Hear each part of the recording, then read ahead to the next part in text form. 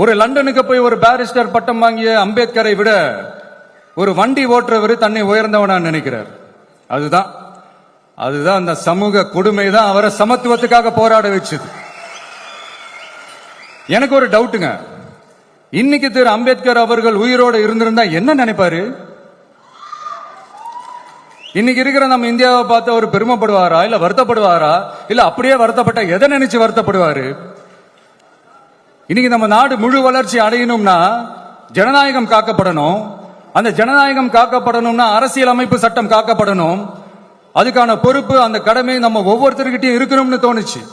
அந்த பொறுப்போடும் அந்த கடமையோடும் தான் இதை நான் ஆணித்தரமா சொல்றேன்.